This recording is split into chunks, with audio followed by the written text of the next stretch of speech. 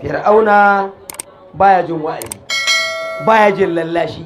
baya jin ladabi, shi bujirarre ne a kangare da ma shi aka same shi.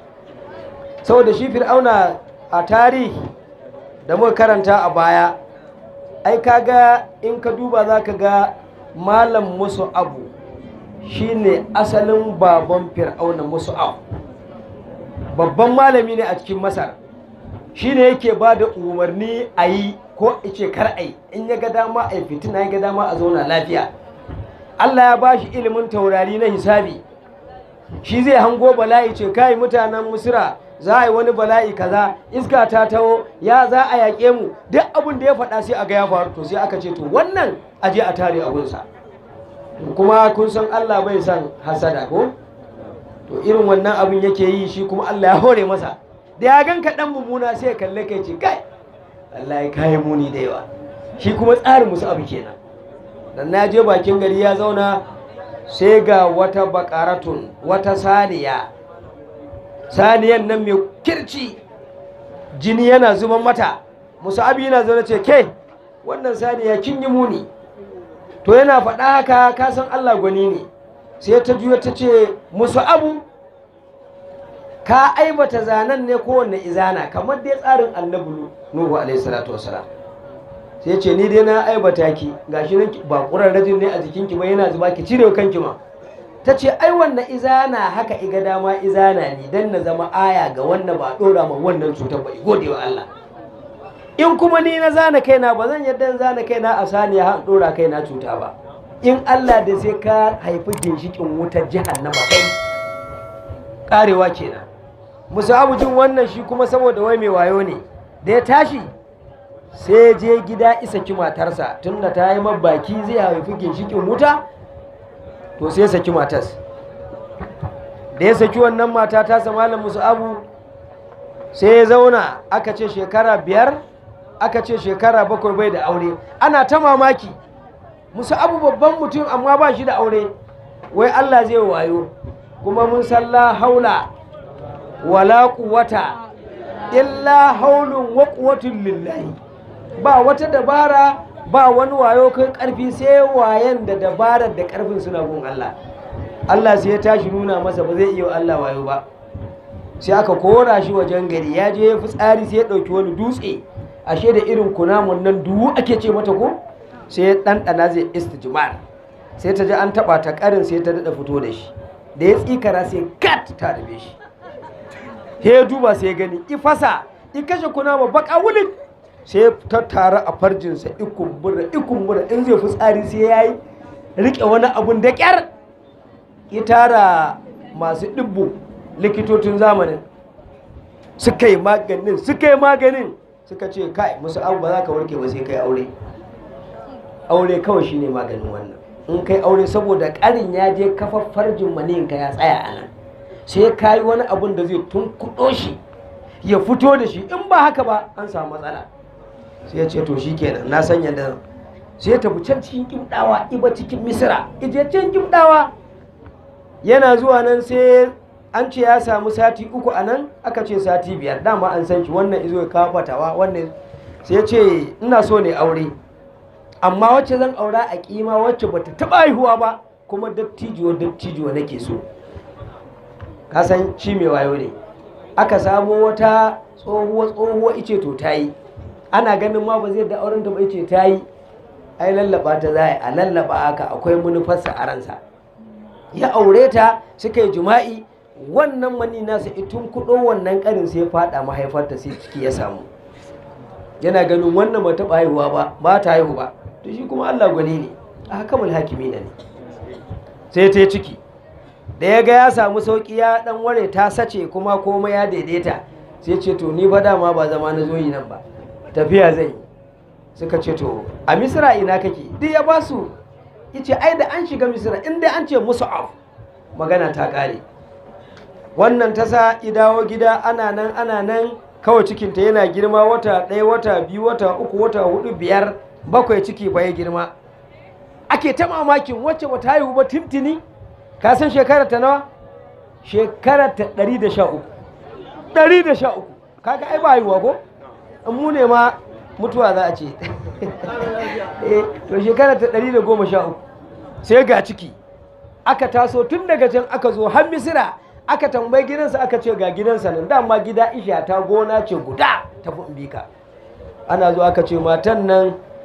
da ka aura tsohuwan nan ta haifa ciki saura wata 2 ma ta haihu sai ce mun san da shi ya san da wannan cikin ta zo ta haihu aka ɗauko ɗan a cikin akwatu aka sako shi aka to Misira da jama'a daga can da ita aka zo gun musu abu aka ce gashi ta haihu shi wannan ne ɗan aka ce sai sa masa suna Walidu ibn Mus'ab Walid ibn Mus'ab haka ya sa masa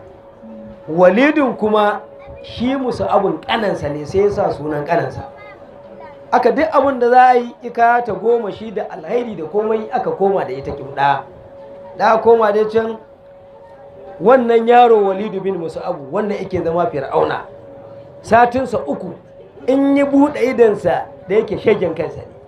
kwarkwar idansa da ya kama kan nonon babarsa da ya rike aka matsa hancinsa aka girgiza sai ga kan nonon abu dadashinsa ka san ko dama bala'i ne ko Allah ya raba mu da bala'i kisa duk abin da aka ce wannan jarraba ce ba kyau to tun daga nan sai aka ce to tun da haka ne a rinka tatso nono ko na dabba a zuba a wani dan kuttu a rinka dura masa in ka zo dura masa ina kamo hannunka sai a ci wannan yaron fitina zai zama dama wannan yaron da ganin sa kai kasan fitinan ne shekararsa ɗaya sai aka yi ma akwatu keji shekara ɗaya in yi to gabgab in yi damƙe ka haka dama farce ne da shi in yi damƙe ka a yi a sake ka a dake shi in aka fusge sai aga ya fito ma da jini sai aka ce to kawai a yi akwatu a sa tun yana yaro aka yi akwatu aka saka shi sai da ya samu shekara 7 aka fito da shi babarsa ta ɗauko ta zo gun musu abu ta ce ga ɗan nan naka shi kuma da ya tashi yi riƙe wannan yaro kullum sai an kakashe ni musu abu kaga abin da ya waɗana ka duba yaron da sai ce to ku yi haƙuri wani lokacin kuma a riƙe shi a ce da yaron zo karama sai fiye ce karama ɗin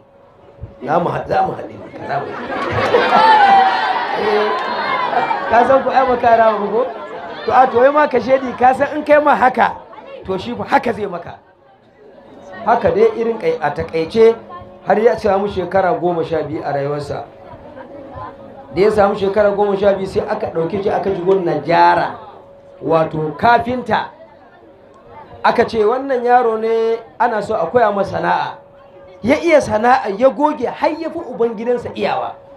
to amma ya samu kuɗin sai je kambara ya je ya caca a cinye shi ita allaka da caca ya fi kowa iya caca a Misira in dai caci ce aka zo aka zauna to yanzu zai yi ta a cinye shi ya ci ya samu kuɗi himkan a juma sai ya zama babu kasan caca haka take to ana nan babarsa aka je a gaya mata ta zo ta sami ita ce kai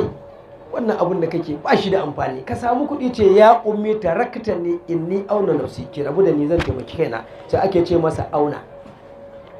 waccan kalmar da ya gaya kansa ya ce ya ummi tarakta ne inni auna nafsi ki bar ni zan taimaki kaina sai ake ce masa auna wancan sunan Walidu ma aka daina gaya masa sai a ce auna sai ya ce ya sai ya tara majalisa ya tara abokai in yi samu kudin sai ya siyo kayan daɗi a zauna a ci ya tara mutane matasa suna taruwa aka gafa ya haɗa rina mai ƙarfi sai tunaninsa ya bashi a rinka zuwa kasuwa ana siyo kayan idami wato da kayan fawakiha kayan miya da kayan marmari sai a je a siyo in an siyo him kayan nan maimakon a siyar sai a cinye jari ya ƙare sai ƙwaƙwalwarsa ta bashi yaya za a yi mu koma wani gu mu tsare in ka taho mu kwace kuɗinka in ka ki mu kashe ka kuma mu ci kuɗin shine farkon ɗan fashi a duniya shine igano cewar kuɗinka su dawo gona kawai ka ji wata mutuna ba sai ya tafi hanyar madayyana da Misira sai ya tsaya wannan jakshin ɗin sai ya tsara nan gun shi da mutanensa da kunto sai ya ce kai zo me a jikinka in ka ce babu sai ce to mutuwa ko in kashe ka ko ka ban kuɗinka. Sai ka zazzage ta a jihunka kuma me ba zai ban maka ba. Sai ce kuma kai nan in ka suke ka da ta nan sai na kai kuma ka gaya wani. In ka gaya wani aka zo aka samanto ƙarshen ma'amala mutanen gari sai fara taɓa 'yan cikin misiran bai san su ba. In suka to sai kwaci kuɗin sai aka zo gun musu aka ce to ɗan kafa yana ɓarna yana tara mutane shi da mutane ana kaza na kaza. Musabu sai ya falli kyauro wannan me yake tsin tsabgan nan kere ake ce mako ifike shi ice ku zo mu tafi. Ije ya samu ɗan nasa itattafka masa ya yi duka ya ce don baka da kirki ya za ka ringa tsara mutane a kawai ka kirkiro abu da duniya ba ta san shi ba ka kirkiro abu ha kawai kayan mutu da hannunka. I kore shi to sai aka haɗa inkiya ya ce kun san baba fa an gaya masa ni ina so in yadda ken rama to amma ba yanzu ba akwai lokaci. Babansa ba ya ce amma a sa inkiya da kun ga babana to ku ce fir yawai gudu kenan da larabci aiko gudu in ya tafi sai ku ce auna sai fito. Ka san komai ana gano ya aka yi sa wannan suna. Da an je an gaya babansa da babansa ya tuzi fir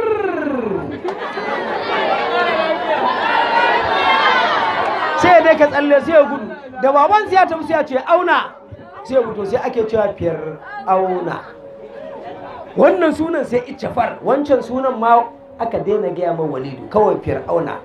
da Allah ya tashi dan ya tabbatar da duniya da shi ake sai kiransa da Fir'auna. Shi yasa kake ganin ko da annaba sunan da iya suka sa musu daban wannan Allah zai kiransu da shi daban sai kuma a haɗe musu sunayen. To haka irin kai ƙarshen mu'amala dai Fir'auna haka rayuwarsa ta rinka tafiya yana yi rannan kawai wani ba amalike ne sai kawai dokinsa ya ballo ito sai ya zo cikin gari ke cewa Allah ina zan samu wani kakkarfa wanda zai iya kamun doki na an rasa ya bujire